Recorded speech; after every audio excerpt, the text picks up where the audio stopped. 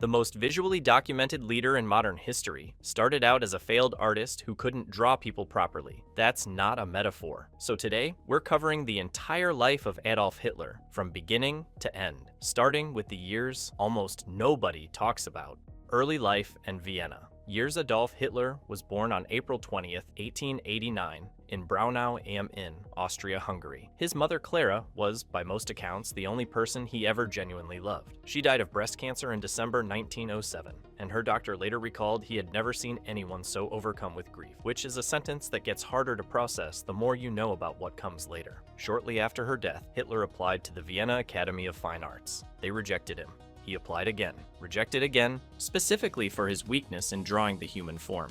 Buildings? Fine. People gave him trouble. I don't know what to tell you. What followed was roughly 6 years of genuine poverty. Flop houses, homeless shelters, painting postcards to survive. Not exactly the lifestyle of a future dictator, but here's the thing most people get wrong. The popular version is that art school rejection broke something in him. Turns out no. Vienna was already one of the most aggressively anti-Semitic cities in Europe. The mayor, Karl Lueger, ran openly on an anti-Semitic platform and won. The rhetoric was baked into daily life. Hitler didn't invent any of it, he absorbed it. Vienna wasn't the rejection that created a monster. It was the incubator that gave a bitter, grieving, broke young man a framework for all his resentment. That's a much scarier origin story than he got rejected from art school, but the real transformation hadn't happened yet. That required a war, a gas attack, and an Iron Cross that no one his rank had any business receiving. World War I and the Iron Cross. When the war broke out in 1914, Hitler didn't just enlist. He practically sprinted to the recruiting office. On August 3rd, he joined the Bavarian Army, assigned to the 16th Bavarian Reserve Infantry Regiment as a messenger.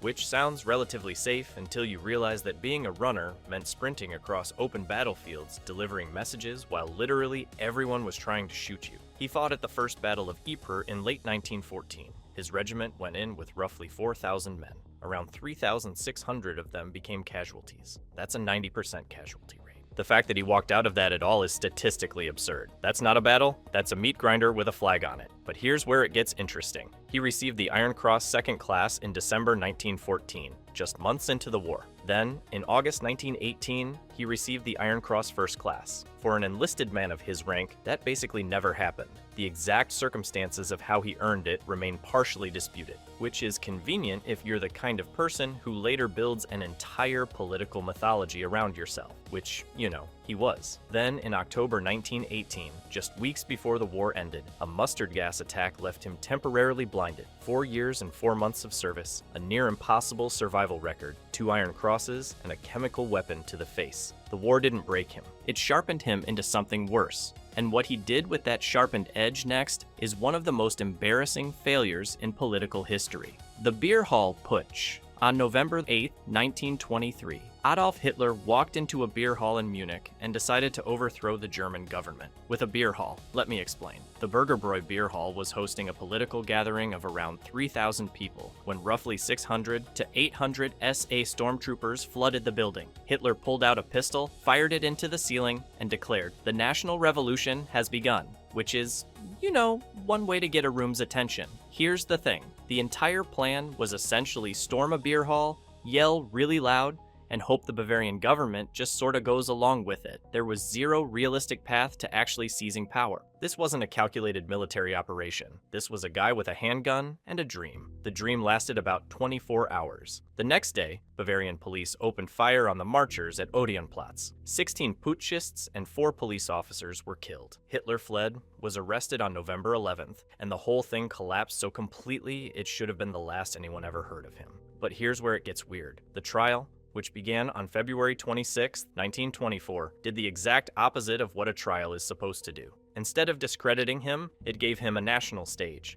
His courtroom testimony was covered by newspapers across Germany. Every word of his defense became free propaganda. The press printed his speeches. The public listened. He got more from losing than he ever could have gotten from winning. The failed putsch made him a joke. The trial made him a household name. Landsberg Prison and Mein Kampf. And what he did with his prison sentence afterward is somehow even more ridiculous. So Hitler gets sentenced to 5 years in prison for literally trying to overthrow the government. He served 8 months and 9 days, which is, not ideal for the justice system's reputation, and calling it prison is generous. Landsberg was less of a punishment and more of a bed and breakfast with sympathetic guards. Hitler received regular visitors, had comfortable quarters, and was basically treated like a political celebrity, doing a brief residency. This was not hard time. This was a holiday with worse food. But here's where it gets interesting. During those 8 months, Hitler decided he was going to write the book that would change the world. He dictated approximately 470 pages to Rudolf Hess, his loyal follower who apparently had nothing better to do than play secretary for a failed revolutionary. The result was Mein Kampf, or My Struggle, a title that honestly sounds like a bad memoir from someone who got eliminated in the first round of a cooking competition. Hitler genuinely believed this book was his destiny document, the manifesto that would awaken Germany. The publishers printed 10,000 copies in 1925, expecting a movement. It sold about 5,000 copies in its first year. The book that Hitler considered his world-shaking masterpiece just sat on shelves collecting dust. Nobody cared. The German public looked at it, shrugged, and moved on with their lives. It wasn't until the Nazis actually seized power and controlled the entire propaganda machine that sales exploded to over 1 million copies by 1939. Turns out, people will buy your book when you're the dictator, and it's basically mandatory. Funny how that works. But a failed book from a failed coup artist doesn't sound like someone who's about to take over a country, and yet that's exactly what happened next. The rise of the Nazi Party. Here's the thing about the Nazi Party that most people get wrong. They assume it was this unstoppable political machine that steamrolled its way into power through sheer ideological force. It wasn't. It almost died. Twice. The NSDAP was founded on February 24, 1920, with roughly 54 members. 54. That's not a political party. That's a book club. By the end of 1923, membership had grown to about 55,000. Which sounds impressive until you remember what happened next. The beer hall putsch failed, Hitler went to prison, and the party collapsed. Membership plummeted. The whole movement was basically on life support for the rest of the decade. By 1929, they'd clawed their way back to around 178,000 members. Respectable, sure, but still a fringe extremist group that most Germans didn't take seriously. They were political background noise. Then, the Great Depression hit, and everything changed. The September 1930 Reichstag election saw the Nazis win 107 seats and 18.3% of the national vote. In a single election cycle, they went from marginal cranks to the second largest party in Germany. Not because millions of Germans suddenly read Mein Kampf and found it compelling, because millions of Germans were unemployed, starving, and desperate enough to listen to anyone who promised them a way out. The numbers kept climbing: 37.3% of the vote in July 1932, 43.9% in March 1933. Membership hit 850,000 by January 1933,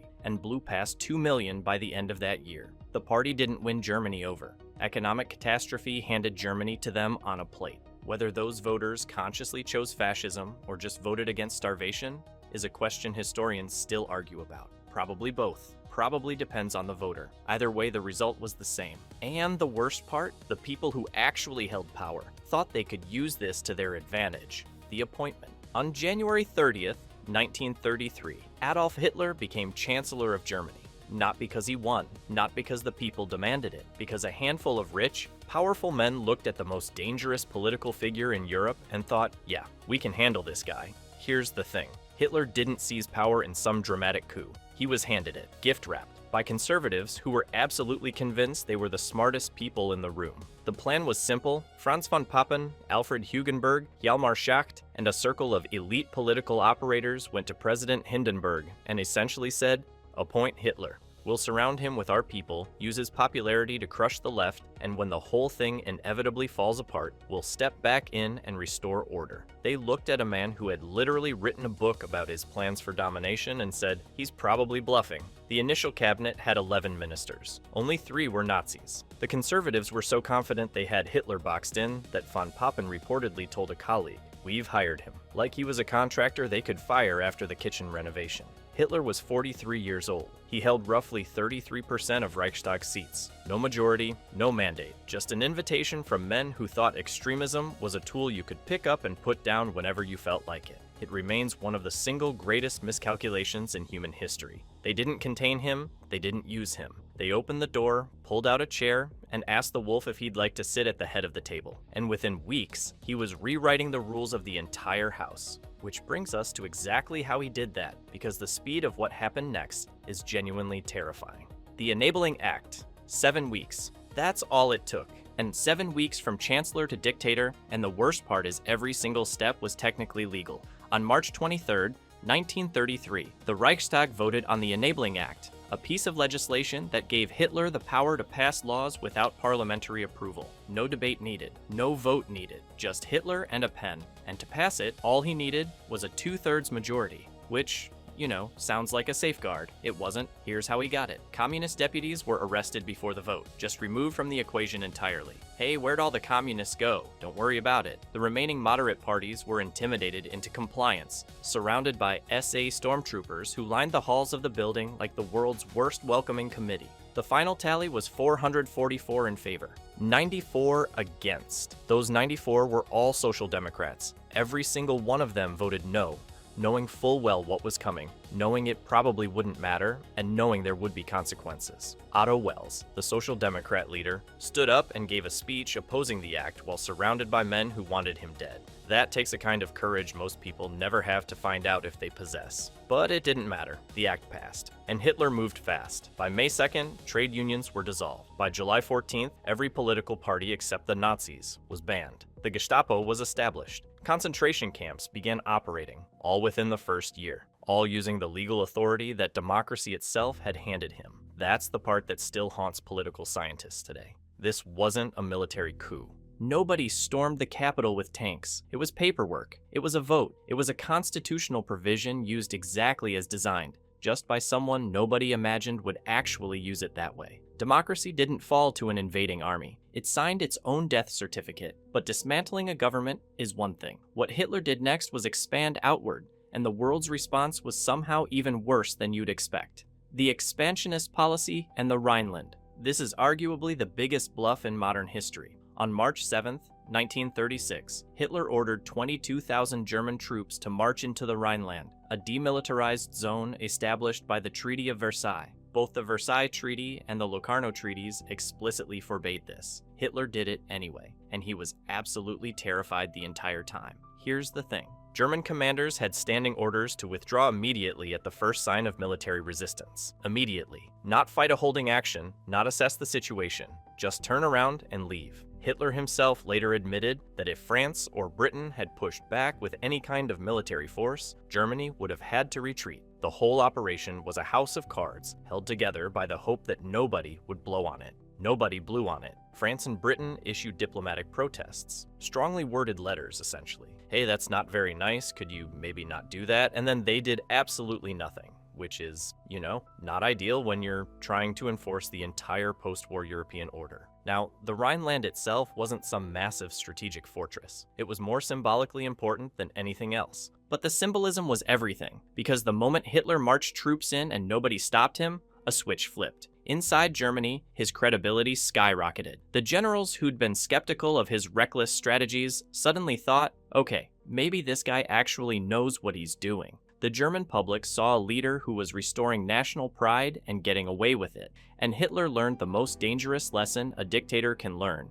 The other side won't fight back. This was the moment appeasement became official Western policy, and the military buildup that followed was staggering. By 1939, Germany was funneling roughly 23% of its entire GDP directly into military spending. Nearly a quarter of everything the country produced pointed toward one thing, but the Rhineland was just the opening act. What came next would be the deadliest conflict in human history and the worst atrocity ever committed. World War II and the Holocaust. I need to be straight with you here. The tone of this video has to change for a minute, because what happened next deserves that. On September 1st, 1939, Germany invaded Poland. World War II had begun, and over the next 2,194 days, the world would experience destruction on a scale that still doesn't feel real when you read the numbers. By 1942, Nazi Germany controlled most of continental Europe. The military machine Hitler had built through bluffs and broken treaties was now the dominant force on the continent. On June 22, 1941, he invaded the Soviet Union, opening the Eastern Front that would eventually consume millions of lives on both sides. German military casualties alone reached approximately 5.3 million. Total deaths across the entire war sit somewhere between 70 and 85 million people. That's not a typo. 70 to 85 million human beings. But the war and the Holocaust are not the same thing, and that distinction matters. The Holocaust was not a byproduct of wartime chaos. It was not mob violence that spiraled out of control. It was an engineered, bureaucratic system of genocide, planned in conference rooms, documented in memos, and executed with industrial precision. On January 20th, 1942, senior Nazi officials gathered at the Wannsee Conference to formalize what they called the final solution. 15 men sat around a table, drank cognac, and coordinated the logistics of exterminating an entire people. The meeting lasted about 90 minutes. What followed was systematic murder carried out through concentration camps, extermination camps, ghettos, and mobile killing units. Approximately 6 million Jews were killed. Alongside them, an estimated 5 million others: Roma, disabled persons, political prisoners, Soviet POWs. This was not carried out by monsters who looked like monsters. It was carried out by bureaucrats filing paperwork, engineers designing infrastructure, and functionaries following procedures. That's the part that should disturb you the most. It was ordinary people operating a machine. There's no joke here. There's no aside. 11 million people were systematically murdered, and the total war killed tens of millions more. That happened. That's real. But the empire that caused all of it was already collapsing. The fall of the Third Reich and the bunker. On January 16, 1945, Adolf Hitler descended into the Führerbunker beneath the Reich Chancellery in Berlin. He never came back out, not for a meeting, not for a speech, not for air. The man who once commanded most of continental Europe spent his final 105 days in a concrete box roughly 3,000 square feet in size, with low ceilings, recycled air, and the constant hum of diesel generators. Staff described it not as some dramatic war room from a movie, but as a damp, claustrophobic tomb that smelled like sweat and fuel, which is, not ideal for morale. Above him, Berlin was being reduced to rubble. The Battle of Berlin began on April 16, 1945, and it was not close. Approximately 2.7 million Soviet troops advanced on a city defended by roughly 1 million Germans. Many of them old men and teenagers handed rifles and told good luck. Hitler responded by issuing orders to units that no longer existed. Generals received commands to counterattack with divisions destroyed weeks earlier. Nobody told him. Or maybe they did, and he just didn't listen. On April 29th, Hitler married Eva Braun inside the bunker.